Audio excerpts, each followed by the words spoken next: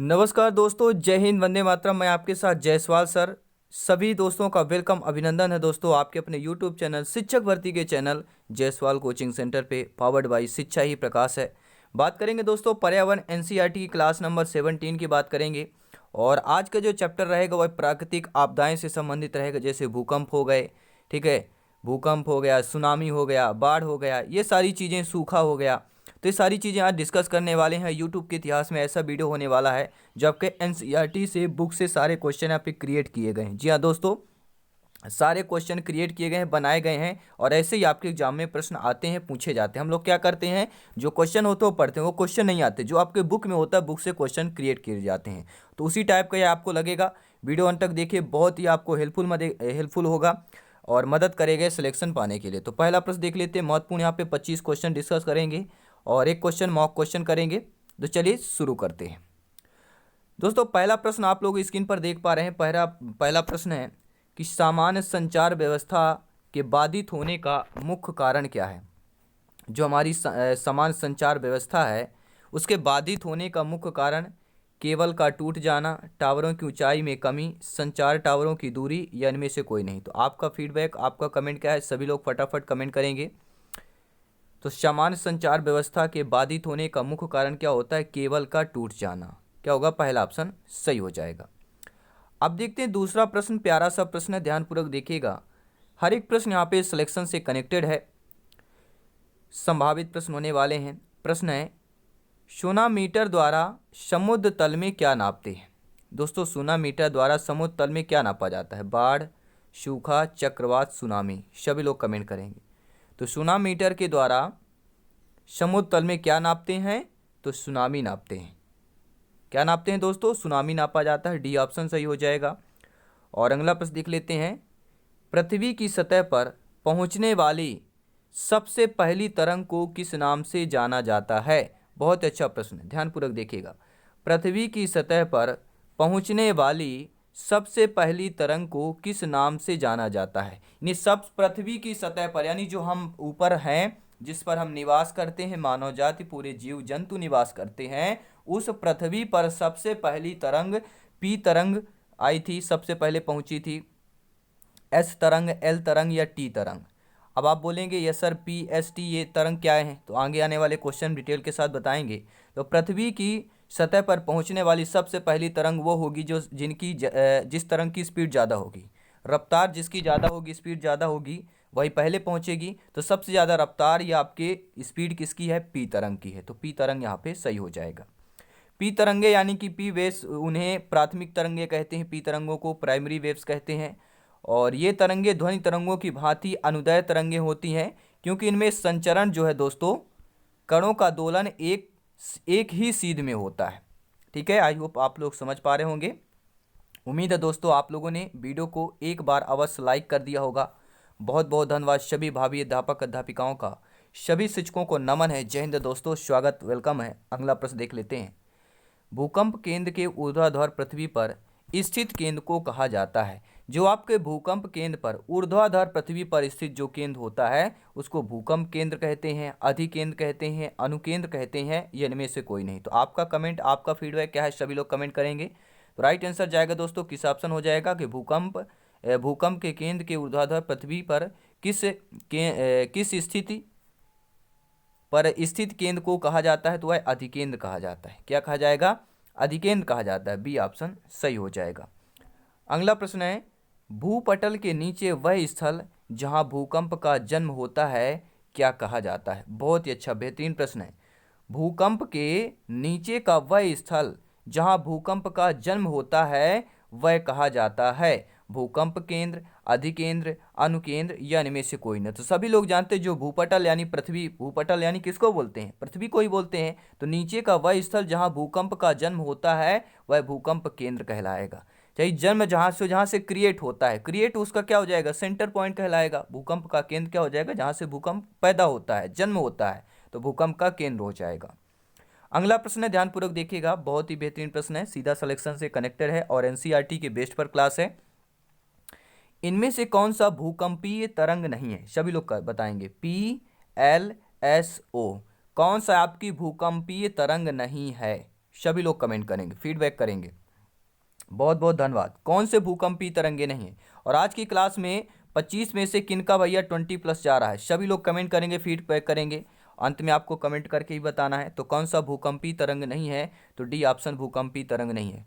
PLS ये हमारी भूकंपीय तरंगे होती हैं, ठीक है। भूकंप के उद्भव स्थान को उसका केंद्र कहते हैं, और भूकंप का केंद्र के पास PSL तीनों प्रकार की तरंगे होती है। P होता है प्राथमिक, S होता है दूसरा, और L सबसे कम वाली तरंग, जो सबसे कम मतलब स्पीड इसकी कम होती है पृथ्वी तल पहुंचने में। अगला प्रश्न है, भारत को कितने भूकंपीय क्षेत्र में बांटा गया? जो हमारा भारत देश है, इसको कितने भूकंपीय क्षेत्र में बांटा गया है? 4 क्षेत्रों में, 3 क्षेत्रों में, 5 क्षेत्रों में, 7 क्षेत्रों में? सभी लोग कमेंट करेंगे। भारत को कितने भूकंपीय क्षेत्रों में बांटा गया है? राइट ऑप्शन क्या हो जाएगा दोस्तों? 5 भूकंपीय क्षेत्रों में बांटा गया है। भारतीय मानक ब्यूरो IS 1893 भाग 1, ठीक है, 2000 ने अनेक एजेंसियों से प्राप्त विभिन्न वैज्ञानिक जानकारियों के आधार पर देश को 4 भूकंपीय क्षेत्रों या जोन में बांटा गया, 2, 3, 4, 5। ठीक है, पहले 1983 में एक ही जोन था, फिर आपका 2002 में 2, 3, 4, 5 जोनों में बांट दिया गया।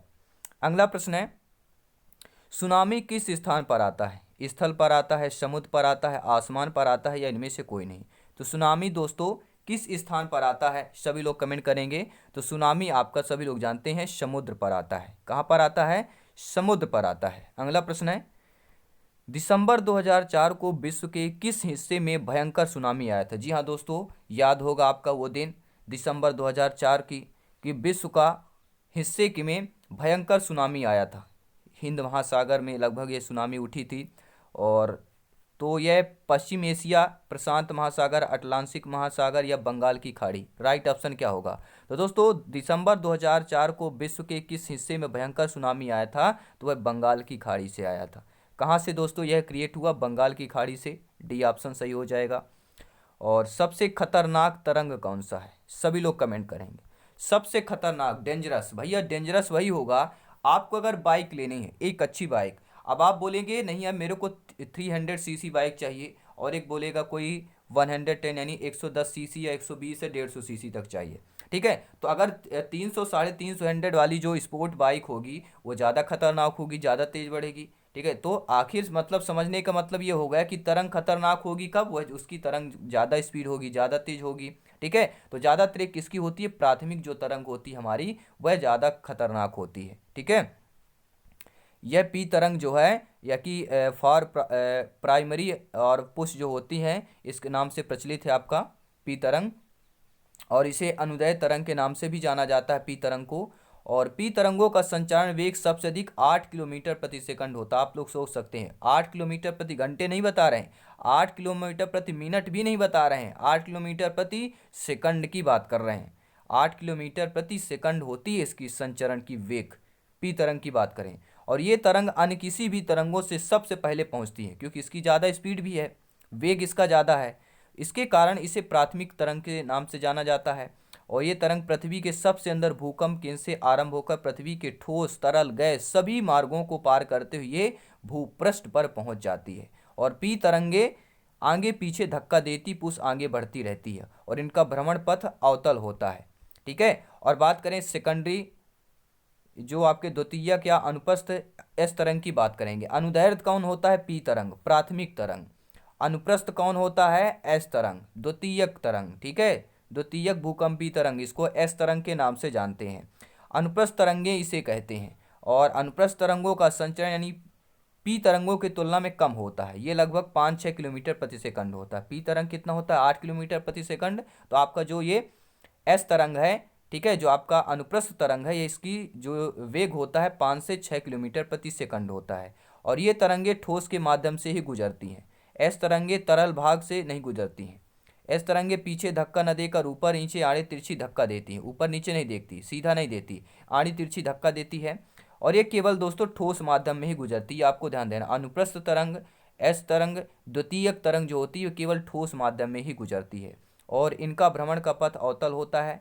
एस तरंगे पी तरंगों की तुलना में अधिक खतरनाक होती हैं। एस तरंगे जो होती हैं पी तरंगों की तुलना में अधिक खतरनाक होती है। अब बात करेंगे दोस्तों लंबी तरंगे, एल तरंगे के नाम से, यानी लॉन्ग्स वेव्स कहते हैं वाली तरंगे होती है। और ये तरंगे जो हैं 1.5 से लेके 3 किलोमीटर प्रति सेकंड पर पहुंचती हैं। और एल तरंगों का संचरण केवल धरातली में ही होता है और इस कारण इन्हें धरातली तरंग भी कहते हैं। तो एल तरंगों को धरातली तरंग भी कहते हैं। और एल तरंग का भ्रमण भी आपका उत्तल होता है, ये आपको याद रखना। बाकी अवतल होते हैं लेकिन एल तरंग का जो भ्रमण पथ होता है ये उत्तल होता है, कॉन्वेक्स में होता है। और एल तरंगे आड़े तिरछे धक्का देती है और एल तरंगे जल से भी होकर गुजर सकती है और ये अधिक गहराई पर जाके लुप्त हो जाती है। और एल तरंग में कंपन की गति सर्वाधिक होती है, अतः इससे अधिक विनाश होता है। तो आई होप आप लोग समझ पाए। इससे सबसे अधिक, तो सबसे अधिक विनाश किस में होता है आपका? सबसे अधिक विनाश एल तरंग में होता है। सबसे खतरनाक डेंजरस की बात कर रहे हैं, एल तरंग हो जाएगा। ठीक है, चलिए अब अगला प्रश्न देख लेते हैं क्या दिया गया है। बस्ती मकान में आग लगाने की स्थिति में क्या करना चाहिए? जो बस्ती मकान होती है उसमें आग लगाने की स्थिति में क्या करेंगे? अगर बस्ती या मकान में अगर आग लग जाएगी तो आप क्या करेंगे? ये सभी प्राकृतिक आपदाएं हुए, तो दरवाजे खिड़कियां लगाने या आग बुझाने का इंतजार करेंगे या अग्निशामक को बुलाएंगे या इनमें से कोई नहीं। तो आप लोग देखेंगे अगर आसपास बस्ती जो मकान होती है उसमें आग लग जाएगी तो क्या करेंगे? आपको अग्निशामक को बुलाना है। सी ऑप्शन सही हो जाएगा। अगला प्रश्न है, बाढ़ के समय निम्नलिखित में से किस स्थान पर जाना चाहिए? गांव के बाहर जाना चाहिए, ऊंची भूमि वाले स्थान पर जाना चाहिए, जहां है उसी स्थान पर जाना चाहिए या खेतों में जाना चाहिए? तो बाढ़ के समय किस स्थान पर जाना चाहिए दोस्तों? बाढ़ के समय ऊंची भूमि वाले स्थान पर जाना चाहिए, क्योंकि ऊंची अगर भूमि वाला होगा तो वहां पे बाढ़ का पानी बाद में पहुंचेगा, पहले निचले इलाके में जाता है। अब अगला प्रश्न है कि मलबे के नीचे दबे हुए लोगों को पता लगाने के लिए किस यंत्र की मदद ली जाती है? दूरबीन यंत्र की, इंफ्रारेड कैमरा की, हेलीकॉप्टर की या टेलीस्कोप की? तो जो मलबे के नीचे लोग दब जाते हैं, ठीक है, उनका अगर पता लगाना हो तो फिर किस यंत्र की मदद लेते हैं? सभी लोग कमेंट करें। तो दोस्तों यहाँ पे इंफ्रारेड कैमरा की मदद लेते हैं। किसकी मदद लेते हैं? Infrared camera. और इंफ्रारेड कैमरा ऐसा होता है जो मलबे के नीचे दबे लोग होते हैं उनका यह पता बता देता है, वहाँ का लोकेशन बता देता है। अगला प्रश्न है, आग से जलने की स्थिति में जले हुए स्थान पर क्या प्राथमिक उपचार करना चाहिए? मान लीजिए कोई व्यक्ति जल जाता है, ठीक है, और वह, तो सर्वप्रथम आप प्राथमिक उपचार क्या करेंगे? घर में मान लीजिए कोई मेडिसिन नहीं मिल पा रही है, उसको हेल्प नहीं मिल पा रही है, तो प्राथमिक उपचार क्या होगा कि ठंडा पानी डालेंगे, गर्म पानी डालेंगे, अस्पताल पहुंचाएंगे या इनमें से कोई नहीं? तो प्राथमिक उपचार यही होता है कि उस पर ठंडा पानी डालना चाहिए जिससे उसके क्या है, जलन कम हो। संचार का सबसे लोकप्रिय साधन क्या है? Smartphone, mobile, walkie talkie, radio? सभी लोग कमेंट करेंगे। संचार का सबसे लोकप्रिय साधन, जी हाँ दोस्तों, संचार का सबसे लोकप्रिय साधन आपका स्मार्टफोन की बात करेंगे, जो हम लगभग सभी के पास है। अगर 10 वर्ष का बच्चा है उसके पास भी लगभग आज की डेट में 50% लोगों के पास संचार साधन है। और ये लॉकडाउन की वजह से जो भी ऑनलाइन स्टडी हो गई है तो लगभग सभी के पास है संचार, ये स्मार्टफोन हो गया है, सबसे लोकप्रिय आपका संचार साधन बन चुका है। वैकल्पिक संचार साधन इनमें से कौन नहीं है? नेगेटिव प्रश्न है। रेडियो संचार, हैमो रेडियो, उपग्रह संचार, अंतरिक्ष?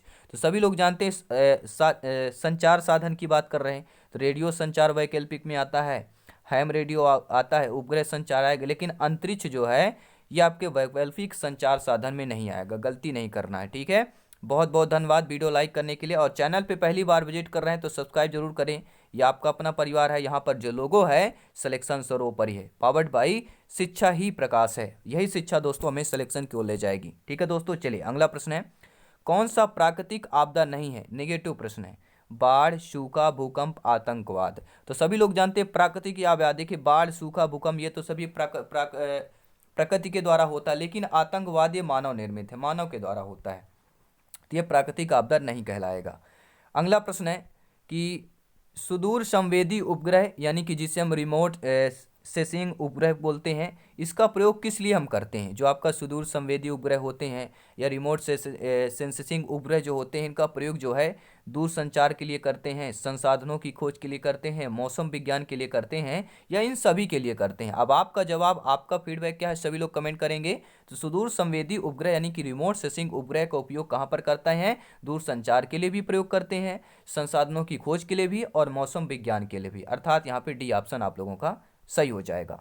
अब देखते हैं, बहुत ही अच्छा प्रश्न है कि भारत में कितने प्रतिशत भूमि पर भूकंप प्रभावित है? अगर हम भारत अपने देश की बात करें, कितने प्रतिशत में भूकंप प्रभावित क्षेत्र की बात करेंगे? 16, 56, 80, 54? तो यहाँ पे क्या हो जाएगा, लगभग आपका 56%, यानी कि बी ऑप्शन सही हो जाएगा। अगला प्रश्न देख लेते हैं, इसके बाद 5 क्वेश्चन और करेंगे। वर्तमान में सबसे अधिक उपयोग देने वाला साधन कौन सा है? हम प्रेजेंट की बात करें, वर्तमान में सबसे अधिक उपयोग देने वाला साधन टेलीफोन, पेंजर, मोबाइल, वॉकी टॉकी। सभी लोग कमेंट करेंगे। तो सभी लोग जानते हैं वर्तमान में सबसे अधिक उपयोग देने वाला जो साधन है वो है दोस्तों जो सबके पास है, मोबाइल की बात करेंगे, सी ऑप्शन सही हो जाएगा। अगला प्रश्न है, रिंग बांध किसके लिए उपयोगी है? जो रिंग बांध होता है, ये रिंग हो गया, रिंग टाइप का जो बांध बनाया जाता है, ये दोस्तों किसके लिए और कब उपयोगी होता है? रिंग बांध सूखा के लिए, चक्रवात के लिए, बाढ़ के लिए, सुनामी के लिए। सभी लोग कमेंट करेंगे। जो आपका रिंग बांध होता है, ठीक है, यह रिंग बांध उपयोगी होता है। किसके लिए उपयोगी होता है? ये रिंग बांध बनाया जाता है, यह किसके लिए उपयोगी होता है? सभी लोग बताएंगे कमेंट के द्वारा।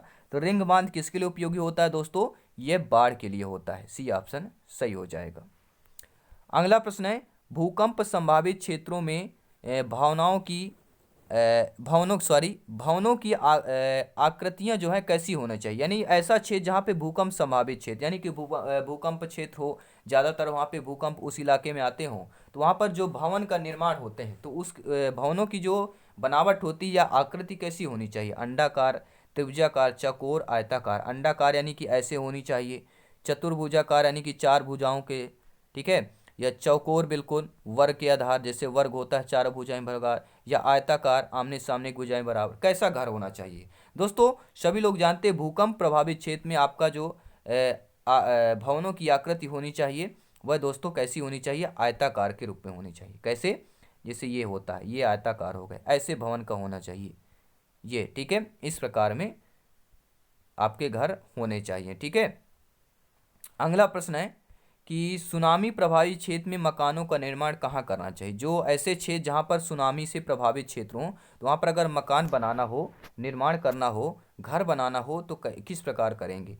समुद्र तट के निकट करेंगे, समुद्र तट से दूर ऊंचाई पर करेंगे, समुद्र तट से दूर करेंगे, या इनमें से कोई नहीं? सभी लोग जानते हैं सुनामी आपके समुद्र में आती है, तो सुनामी प्रभावित क्षेत्र मकानों का निर्माण जो है समुद्र तट से दूर ऊंचाई में करना चाहिए, ठीक है, जिससे आपका वहां तक पानी या जल सारी चीजें ना पहुंच पाए। अगला प्रश्न है, सूखे से बचाव का एक मुख्य तरीका क्या होगा? अगर सूखे से बचना हो तो उसका एक प्रमुख मुख्य तरीका कौन सा होगा? वर्षा जल संग्रहण करना, नदियों को आसपास में जोड़ देना, या बाढ़ की स्थिति उत्पन्न करना, या इनमें से कोई नहीं? तो देखिए मैं बता देता हूं, आपको एग्जाम में फटाफट वाला काम नहीं करना है। हर एक ऑप्शन पहले पढ़िए, समझिए, इसके बाद जवाब दीजिए, ठीक है, क्योंकि वो क्वेश्चन आपका बनता हुआ गलती हो जाता है, फिर आपका यही दिक्कत होती है, क्योंकि सिलेक्शन यहाँ पे इंपॉर्टेंट है। तो सूखे से बचाव का एक मुख्य तरीका क्या होता है कि वर्षा जल का क्या करना चाहिए? संग्रहण करना चाहिए। अब अगला प्रश्न है, इसके बाद एक मॉक क्वेश्चन करेंगे। बिहार का कौन सा क्षेत्र बाढ़ग्रस्त है? एनसीईआरटी बेस्ड क्लास चल रही है आपकी, प्राइमरी लेवल की बात कर रहे हैं। तो बिहार का कौन सा क्षेत्र बाढ़ग्रस्त है? तो सभी लोग जानते हैं, उत्तरी है कि दक्षिणी है कि पश्चिमी है कि पूर्वी है? सभी लोग कमेंट करेंगे। राइट ऑप्शन जाएगा उत्तरी बिहार। उत्तरी बिहार दोस्तों सबसे ज़्यादा बाढ़ क्षेत्र प्रभावित होता है। और एक मॉक क्वेश्चन आप सभी के लिए, सभी लोग कमेंट के द्वारा बताएंगे मॉक क्वेश्चन आपको कैसे लगा, और सभी लोग फीडबैक भी करेंगे इस मॉक क्वेश्चन के लिए। मॉक क्वेश्चन क्या है सभी लोग रीड करें, एक बार ध्यानपूर्वक रीड करें मॉक क्वेश्चन क्या पूछा जा रहा है। क्वेश्चन यह है, निम्नलिखित में से किस नदी को बिहार का शोक कहते हैं? गंगा नदी को, गंडक को, कोसी को, पुनपुन को? किसको कहते हैं? बिहार का शोक किस नदी को कहते हैं? सभी लोग कमेंट करेंगे, और आपका कमेंट फीडबैक सम्मान है। और ये क्लास दोस्तों कैसी लगी वीडियो में कमेंट करके जरूर बताएं। और ऐसी क्लासेज एनसीईआरटी बेस्ड क्लास करिए अपने सिलेबस के अकॉर्डिंग तैयारी के लिए और सिलेक्शन पाने के लिए, क्योंकि यहाँ पर सिलेक्शन सरोपर ही है। चैनल से जुड़े रहें, बेल आइकन जरूर प्रेस करें ताकि लेटेस्ट नोटिफिकेशन मिलता रहे। चैनल पे विजिट करते रहें, यह आपका अपना परिवार है, आवर फैमिली है। जय हिंद दोस्तों, वंदे मातरम। जल्दी मिलते हैं नेक्स्ट क्लास पर। धन्यवाद सभी का।